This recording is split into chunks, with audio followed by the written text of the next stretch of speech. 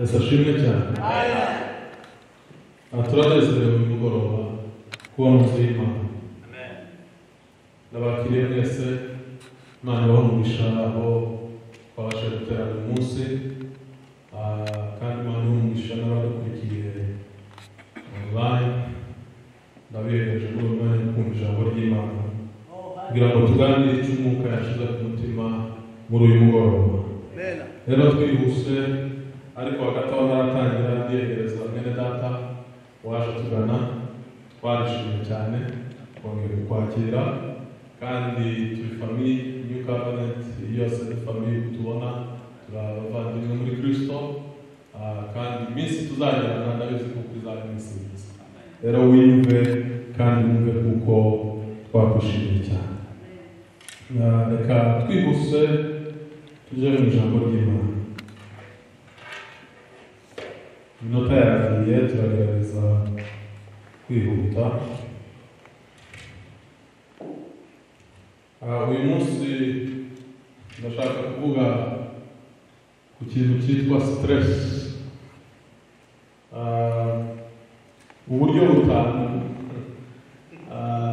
ngira ngo stress murayo sinzi bubivuge mu Kinyarwanda kuko sinzi ko inafite izina. Sinzi n'izina twabona mu Kinyarwanda, ariko stress umuntu wese arayumva. Turavuga rero inzira cyangwa se uburyo butanu bwo kurwanya stress, bwo kugira ngo ubeho ubuzima butagira stress. Reka tuje mu gitabo cy'Abafilipi, niho turi buganire uyu munsi. Niba ufite akanote uraza kwandika kuko turagenda tuvugana verse azadufasha mu buzima bwa buri munsi.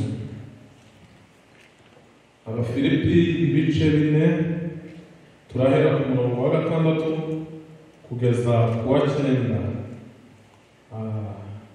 Abafilipi ibice 4 uhereye ku murongo wa 6 kugeza ku wa 9. Turasoma mu izina rya Yesu.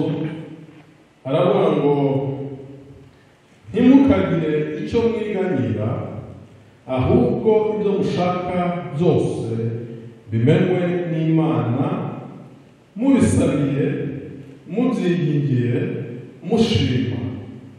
Nuko amahoro y'Imana ahebuje rwose, ayo umuntu yamenya, azarindira imitima yanyu n'ibyo mwibwira muri Kristo Yesu.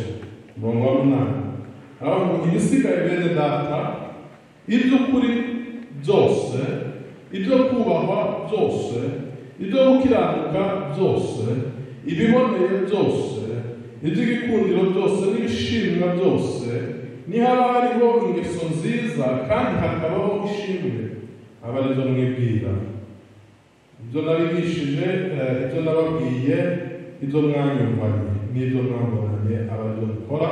Hanyuma umurongo urangiza aravuga ngo nibwo Imana itanga amahoro izabana namwe. Amen. Haleluya. Navuze ngo tugiye kuganira ku bintu bitanu bituma utagira stress, bituma kuko abakristo dukwiye kubaho mu buzima butagira stress. Niko ijambo ry'Imana ritubwira. Ukoze amarecherche usanga stress ni ikintu cyica abantu muri iki gihugu, ngo kigeze ku mwanya uruta amaksida y'imodoka. Donc abantu bishwa no kwiyahura, suicide muri iki gihugu ni benshi kuruta abicwa na aksida z'imodoka. Uzaba bicwa na aksida z'imodoka muri iki gihugu ni benshi, ariko umubare uvuga ko abiyahura ari benshi kurusha abicwa n'izo aksida. Ni ukuvuga ngo igiti gituma umuntu yiyahura ni stress. Kugeza aho umuntu yiyahura aba yagize stress zikamurenga, akabona nta yindi solution, nta kindi gisubizo usibye kwiyahura. Rero ni byiza ko abakristo tumenya ni gute umuntu abaho stress free, umuntu arwanya stress mu buzima, kuko uyu mwaka wabaye stress nyinshi.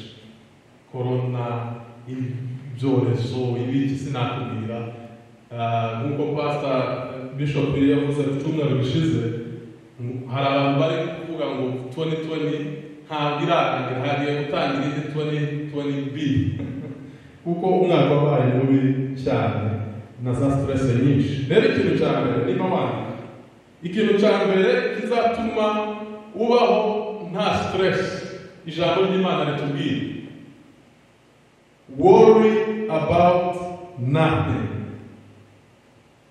Ntukigere worry, ngira ngo worry mu Kinyarwanda ni guhangayika. Ntukigere uhangayikishwa n'ikintu icyo ari cyo cyose. Ntukigere uhangayika. Aha twasomye mu Filipi umurongo wa 6 aravuga ngo ntimukagire icyo mwiganyira. Sasa Bibiliya y'Ikinyarwanda igivanga indimi. Kwiganyira mu Cyongereza bakoresha don't worry about anything, ariko mu Kinyarwanda aravuga ngo ntimukiganyire. Rero nimwumva avuga kwiganyira no guhangayika, mu Kinyarwanda bashaka nko kubigira ikintu kimwe. So numva ntugahangayikishwe n'ikintu icyo ari cyo cyose, cyangwa se ntukiganyire.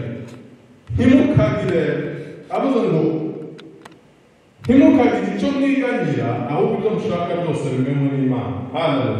Amen. Bibiliya ivuga kuko tudakwiye kwiganyira habe n'ikintu na kimwe. Nta kintu na kimwe Bibiliya itangarezo ivuga ngo kuri iki gihe hari impamvu yo kugira worry cyangwa se guhangayika. Nothing. Uwo ushobora kuvuga ariko Mana urabona iki ngiki, Imana yakubwira ati no.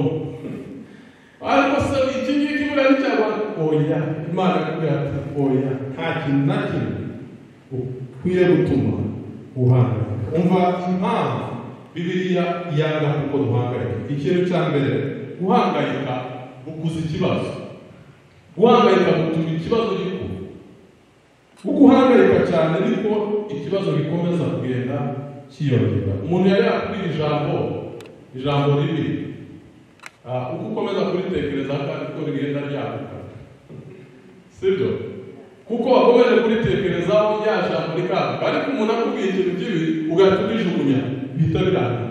So uko uhangayikishwa n'ijambo umuntu akubwiye niko ryagura cya kintu kikagenda kiba kinini.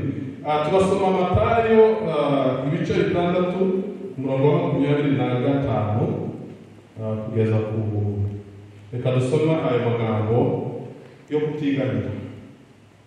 Umve Yesu kubera ijambo ari ry'ingenzi yaritinzeho cyane, yafashe sermon yose yigisha ku ijambo rivuga ngo do not worry, ntimukiganyire. Matthew 6:25 aravuga ngo nicyo gituma mbabwira nti ntimukiganyire,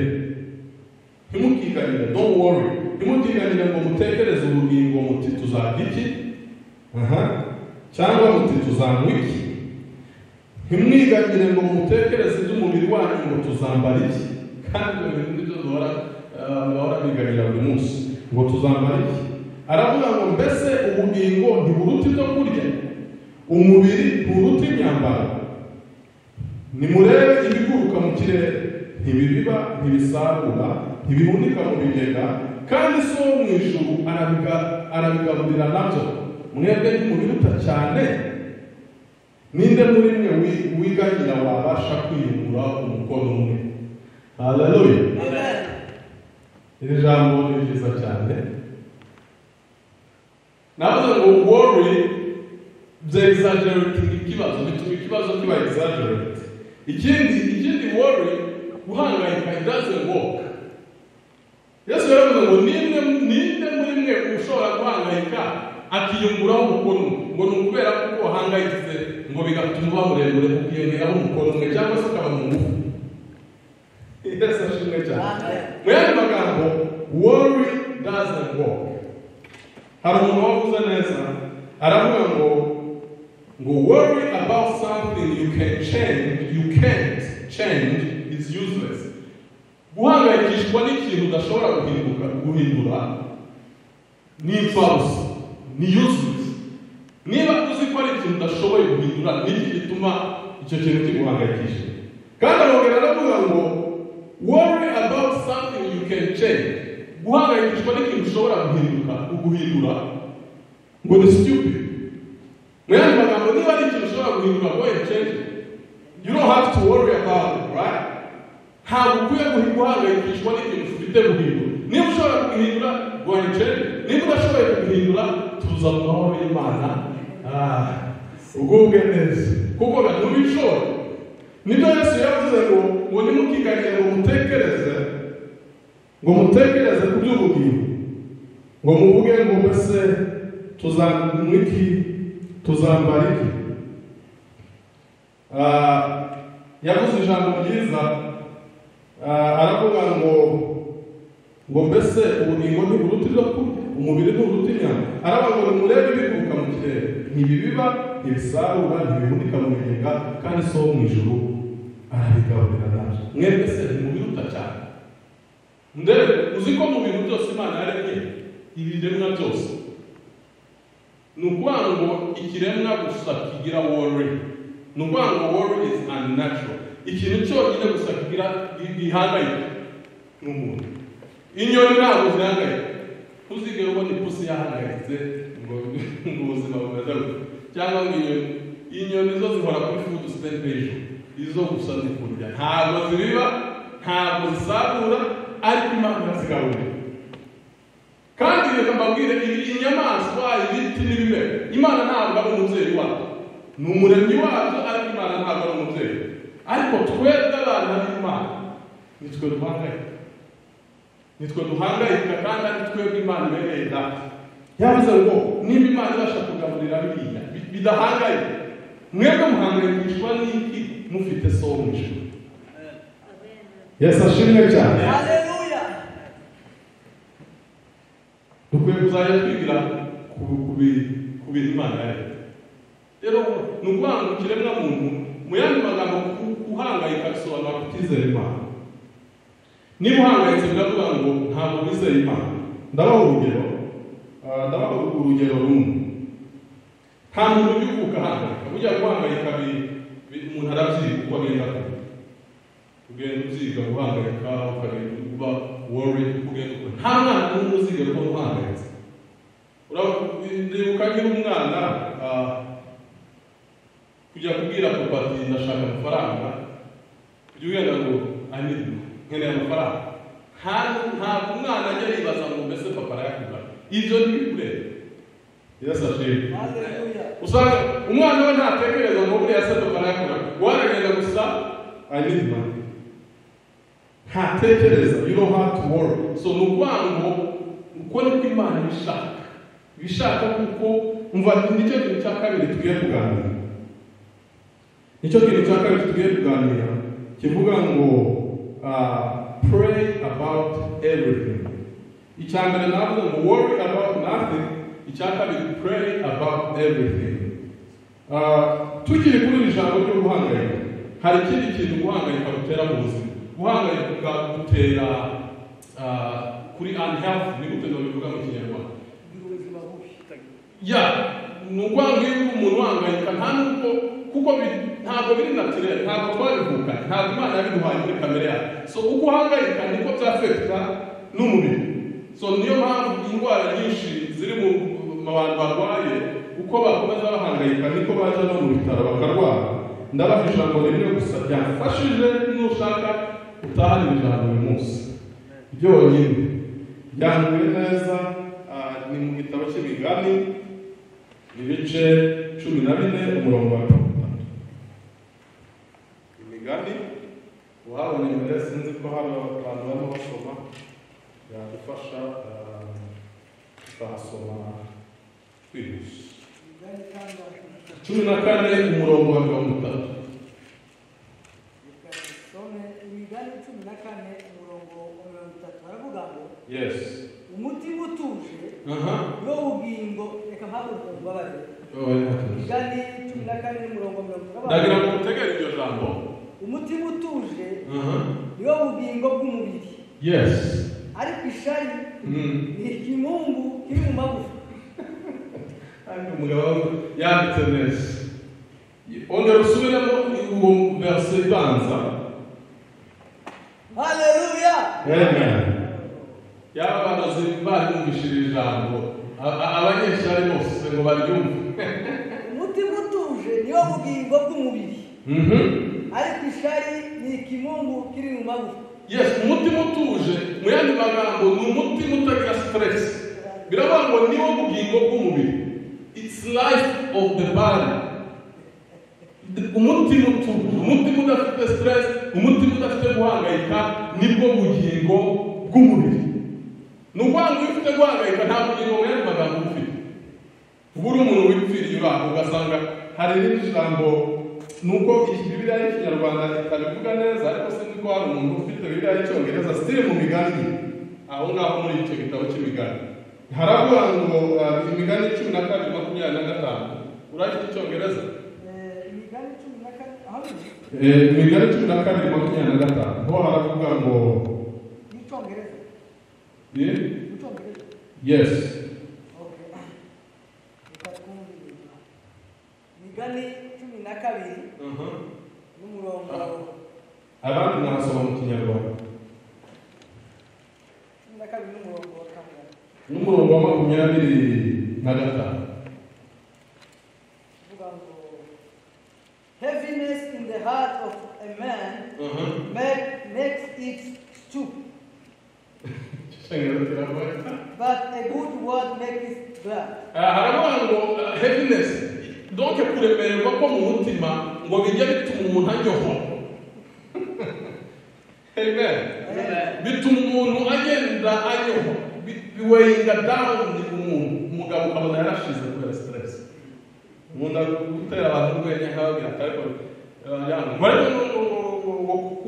ntiyemeruka muri Afurika kubera ko wowe uhora uzi guhari abwatega nta mahoro bagaseka ngo yango ntabwo ari amahoro mu mutima ngo twese se ntituyane abagati nyamara njyewe ni umuntu wigirira stress yazishoboka.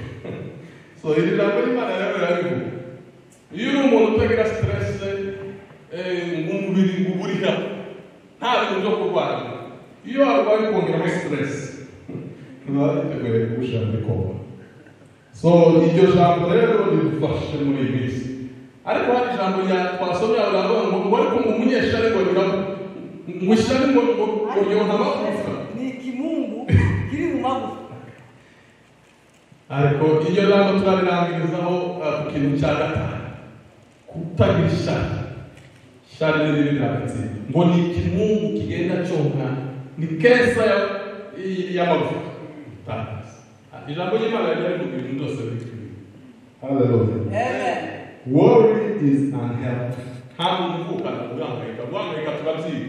Urabona hari abantu bazi guhangayika. Hari abantu bashobora kubona PhD mu guhangayika, bazi guhangayika kurusha abandi. Hakaba abandi bahangayika buke, hakaba abandi bari ku rwego rwo guhangayika rwo hejuru, kubera ko guhangayika umuntu agenda abyiga kandi birashoboka yuko udashobora guhangayika. Rero ndarangiriza kuri iki kintu cyo guhangayika, ndarangiriza muri Petero wa mbere ibice 5 ko havuga. Petero wa mbere ibice 5 umurongo wa 7. Reka nasome nihuta. Ni byiza ko tuzajya tuganira tukumva icyo ijambo ry'Imana rivuga tutirukana. Petero wa mbere arwageza Petero wa mbere ibice 5 umurongo wa 7. Petero wa mbere ibice 5 umurongo wa 7. Nahageze twasoma nahageze some Petero wa mbere ibice 5 umurongo wa 7 baravuga ngo muyikoreze amaganya yanyu yose. Yes. Kuko yita kuri mwe. Amen. Amen. Imana iravuga ngo mufate worries zanyu ngo muzanloading. Mu Cyongereza unload your worries. Mufate amaganya no kwiganira kwanyu ngo mubyikoreze Imana. Come on. Ntabwo tubishobora. Why not twikorera ibintu tudashobora? Nawe bw'ijambo nawe ati niba ari ikintu udashobora guhindura, why to worry about it? Niba ari ikintu udashobora guhindura, kandi ari ikintu ushobora guhindura, you don't have to worry about it. Iyo ntugihindura. So mufate amaganya yanyu Bibiliya ikoresha amaganya y'ikinyarwanda ariko mu cyongereza bakoresha worries. Take all your worries. Muzifate uko zikurimo zose uzifate uzirunde ku Mana. Yasashimwe cyane. Ngo muyikoreze amaganya yanyu kuko yita kuri it's our Father. Yita kuri twebwe. Naremuza mu kintu cya kabiri twasomye kandi mu Bafilipi niba urimo wandika ikintu cya kabiri gituma utagira stress navuga ngo pray about everything. Ni nacyo gikurikira Pawulo yasaba ku murongo wa 6 avuga ngo ntimukagire icyo mwiganyira ngo ahubwo ibyo mushaka byose bimenywe n'Imana mubisabiye. Pray. Niba udashoboye ibintu bisenge Imana ikunda kuko tuyibwira. Nka kuri umwana agenda akabwira se atitaye ngo ise birava hehe. Reka mbabwire ko Imana ari nta kikeye. Just pray. Yaba twasengaga uko twiganira tuba turi abantu bameze neza. Aho kugira wiganire senga. Instead of worrying, pray. Pray about everything. Ngo ibyo mushaka byose. Iyo harimo byose ijambo ry'Imana ritubwira gusengera everything. Nta kintu na kimwe udakwiye gusengera. Ushobora kuba wakakantu sinagasengera. No, pray. Imana nizira. Niba ufite ikintu bwira Imana. Ibyo bintu bituma ukuraho attention kuri wowe no guhangayika ukabishira ku Mana. Pray about everything. Yes, ashimwe cyane. Icyo ni cyo kintu cya kabiri Imana ishaka. Hari umuntu wavuze neza aravuga ngo don't panic, pray. Don't worry, worship. Hallelujah. Ntupanika ahubwo senga. Ntugire worry ahubwo uramye Imana. Wone umuti wowe. Kwa kundi umwana ahora aza akabwira papa I need this. Kwa kundi Daniel ageze akakubwira ati papa ndashaka. Ntaba yitaye ngo yagifite cyangwa gifite. Just arakubwira uko ni Imana ishaka. Ujye uzibwira I need this. Pray about everything. Ntugire ikintu na kimwe udasenga. Imana nicyo ishaka. Hallelujah. Ikintu cya gatatu kiravuga ngo thank God in all things. Dushime Imana mu bintu byose. Ni nacyo gikurikira. Aravuga ngo ku murongo wa 7 aravuga ngo ku wa 6 ntimukagire icyo mwiganyira ahubwo ibyo mushaka byose bimenywe n'Imana mubisabiye. Pray. Mubyingingiye icyanyuma gikurikire mu mushima. Hallelujah. Amen. We have to tugomba kwiga gushima. Imana ishaka kuko dushima mu bintu byose. Ndagira ngo dusome Thessalonians 5:10. Umuntu waba wahagaze arasoma byose kuko ndabona amasaha y'abandi bashaka kwihuta. Thessalonike ba mbere ibice 5 umurongo wa 18.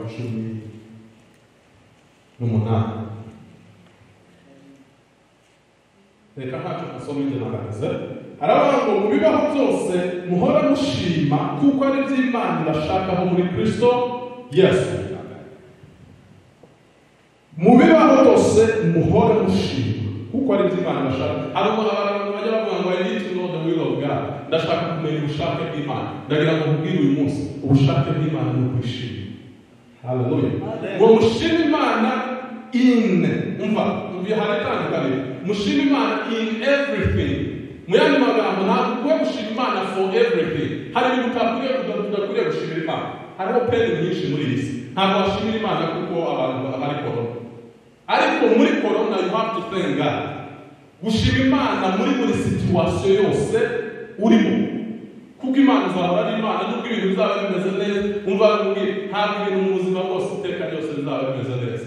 Never. Ntabwo umuntu azaba mu buzima ibintu byose bimeze neza kandi ntabwo ibintu uzaba mu buzima ibintu byose bimeze nabi. So we have to thank God in every situation. Ubwo ndimo ndavuga ibintu bitanu kandi ibintu biri pratique yaba ari mu bapagani no ku bakristo. Ibyo bintu bikoze nta stress. Ikintu cyose kibaye ugashima Imana. Situation yose urimo ugashima Imana. Yaba ari mu burwayi ugashima Imana. Yaba ari mu byiza mu mafaranga ugashima Imana. Ngo mushime musenge ubudasiba mu bibaho byose muhore mushima kuko ari by'Imana irashakaho muri Kristo Yesu. Hallelujah. ikindi cya kane navuze ko ari ibintu bitanu.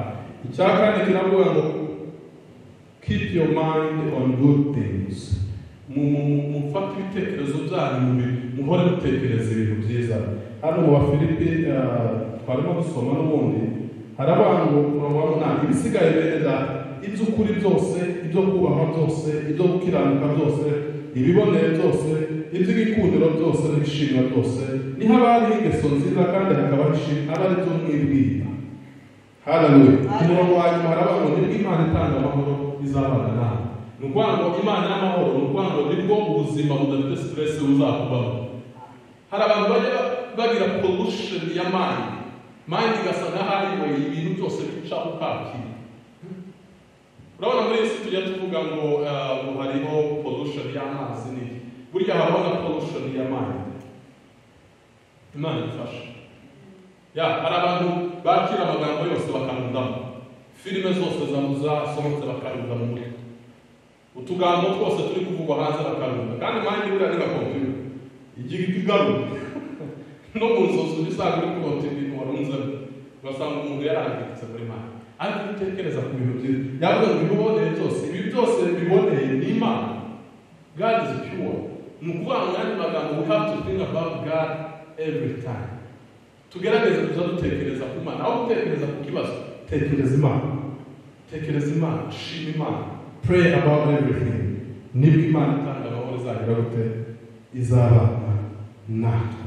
Isaiah 26:3 haravuga ngo Isaiah 26 umurongo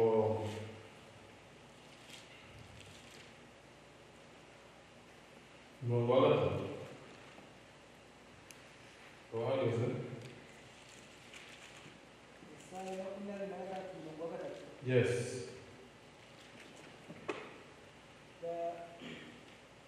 Ugushikamijeho umutima uzamurinda ab'amahoro masa kuko akwiringiye. Amen. Hallelujah. Ugushikamijeho umutima, mu yandi magambo ufokasinga ku Mana, uhora atekereza ku Mana, Imana izamurinda ab'amahoro masa.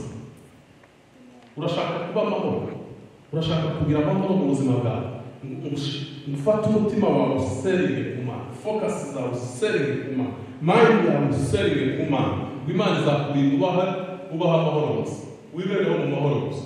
Ariko ntuzajya wakira mind yawe ukakira ibintu byose bishe, utugambo twose tukimena muri mind, ni bya bintu bitera stress bitari ngombwa.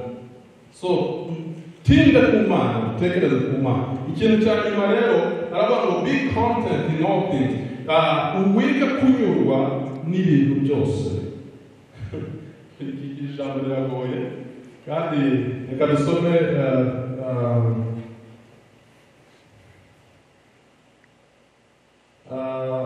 Filipi 4 uhereye ku murongo wa 11 nyine ukageza ku murongo wa 12. Muri cya gitabo n'ubundi twari turimo amagambo meza Pawulo yavuze. Umurongo wa 11 aravuga ngo ni Pawulo wavuze duhereye ku murongo wa 10 nta kibazo. Aravuga ngo nishimiye cyane mu mwami wacu kuko nanone nubwo byatinze mwongeye kunzirikana, icyakora mwarazirikanaga ariko mwaburaga uburyo. Ibyo simbivugiye yuko nakenaga, kuko uko ndi kose nize kunyurwa n'ibyo mfite. Haleluya. Umurongo wa 12 aravuga ngo nzi gucishwa bugufi, nzi no kugira ibisaga. Naho naba ndi hose nuko naba ndi kose nigishijwe uburyo bwo kwihanganira byose, ari uguhaga, ari ugusonza, ari ukugira ibisaga cyangwa gukena. Avuga ko arangiza umurongo mwiza aravuga ngo ushobozwa byose na Kristo umwimbaraga. Haleluya. Amen. Dukwiye kunyurwa n'ibintu byose. Waba ufite byinshi, you have to be content, you have to be satisfied. Waba ufite bike, you have to be satisfied. Ntabwo bisobanura ngo tureke kuba ambitious, tugire intego zo kugera ku bintu bikomeye. Oya, ariko aho uri hose uyu munsi, be satisfied. Umva ikintu cya mbere kizatuma uba content in all things, unyurwa n'ibintu byose. Yes, ashimwe. Icya mbere haravuga ngo stop comparing to others. wirinde kwigereranya n'abandi. Buriya ikintu cyo kwigereranya nicyo kintu kijya gituma abantu batanyurwa. Ukareba undi muntu ugashaka kubaho nk'uko abayeho, ukareba undi muntu afite ugashaka nawe kukigira. Stop comparing yourself to others. Hallelujah. Imana yakuremye uri unique. Yes, ashimwe. Amen. Ntabwo Imana yakuremye, ntabwo Imana yaremye mu mezi, ntabwo Imana yaremye murabizi ngo abe ji. Oya, Imana yakuremye ngo ube wowe. So just be yourself. Nushaka kuburiya wowe azabana. Sinzi ko ntabiho. Wowe urashaka kuburiya hanyuma wowe se uzabane. Uriya deja naha. Just be yourself. Stop comparing. Urabona iyo umuntu akiri umwana hari igihe ababyeyi bashobora kuguha gift ukumva iyi gift iraruta izindi gift zose zibaho, ariko wasohoka hanze wareba abandi bana bahawe na base ugahita wumva wa munezero wari wagize urashize, kuko utangiye gukomperinga ubuzima bwawe n'ubw'abandi, utangiye gukomperinga ibyo abandi bafite n'ibyo ufite. Stop comparing. Twige kunyurwa n'uko turi, dushime Imana muri byose. Bene data, ndagira ngo mbabwire ko ibintu bitanu bitoroshye. Biroroshye kuba nabivuga ariko ntibyoroshe kubishyira muri pratique. Hallelujah. Amen. Navuga ngo ni ibintu bitanu bituma uzaba utagira stress. Ririya jambo twasomye. Ririya jambo rivuga ngo ariko umunyeshari ngo ishari ngo rizamunga ngo amavuka. Ishari niba ari ikintu kibi, kanseri yo mu mavuka. Aki kanseri ni kazi. Kubera ko usutanyuzwe, kubera ko wagira ishari mugenzi wawe. Mugenzi wawe afite byinshi bishima Imana. Ibyo ufite nawe ushimira Imana. Hallelujah. Amen. Kandi reka mbabwire Imana, nta gihe kugira ibintu byinshi bizaguha umunezero. Never. Ibyo ni medi y'ibesha. Medi ivuga ngo mugira ibintu byinshi muzaba happy. No, you can't be. Ushobora kugira za miliyoni still ntube happy. So more things doesn't make you happy. Ibintu byinshi ntabwo bituma uba happy. Just ibyo ufite aho ugeze hose shima Imana. Nibwo Imana itanga amahoro izagira gute? Izabana nawe. Nibwo uzagira amahoro mu buzima bwawe. Nibwo uzaba mu buzima butagira stress. Umva nongere gusubiramo. Hari abantu worry about nothing. Ntukahangayikishwe n'ikintu icyo ari cyo cyose. Pray about everything. Usengere ikintu icyo ari cyo cyose. Thank God in all things. Ushima Imana mu bibaho byose. Keep your mind on good things. Usenge mind yawe mu bintu byiza. Be content in all things. Hanyuma nurangiza wige kunyurwa muri byose. Unyurwe muri byose. Pawulo yaravuze ngo yaba ari mu bike niza kunyurwa, yaba ari mu byinshi niza kunyurwa, yaba amazi naranyuze, yaba ashoje naranyuze. Kandi Pawulo yari umukozi. Ntimugire ngo yari umuntu w'umunebwe urahoze. Yari umukozi ariko yari azi ubuzima bwo kunyurwa. Imana izibyo zaguha byose ushima Imana unyurwe nabyo. Niguha byinshi unyurwe, n'uko ufite bike unyurwe.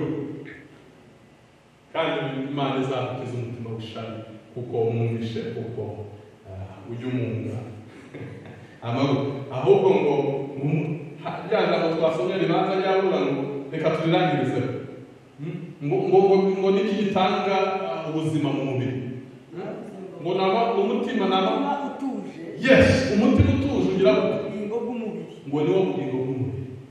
Ariko ishari ni ikimungu kiri mu magufa. Umutima utuje ngo niwo bugingo bw'umubiri. Rero nimuzajya mubona abantu bakomeje kugubwa neza, sante ikakomeza kuba nyinshi n'umutuzo. Hallelujah. Amen. Sinshaka kuvuga sante ngo umuntu ubyibushye, ushobora kuba ubyibushye udafite sante, ariko ni byiza kugira umutuzo, ni byiza guturiza mu mwana. Hallelujah. Amen. Ntibyoroshye ariko Pawulo yaravuze ngo ushobozwa byose na Kristo Imana. Ndagira ngo duhaguruke dusenge Imana kugira ngo Imana idushoboze ibi bintu kubishyira mu bikorwa. Sibyo? Ntabwo byoroshye ariko urashaka kubaho ubuzima butagira stress. Ngibi bintu bitanu kwiye gukurikiza. Izi nyigisho ziri recorded. Niba utanditse izi bintu bitanu anytime uzabasha kuzikurikirana kandi zizaguhesha umugisha. Aho Yesu ari n'amahoro, aho n'amahoro biratungana.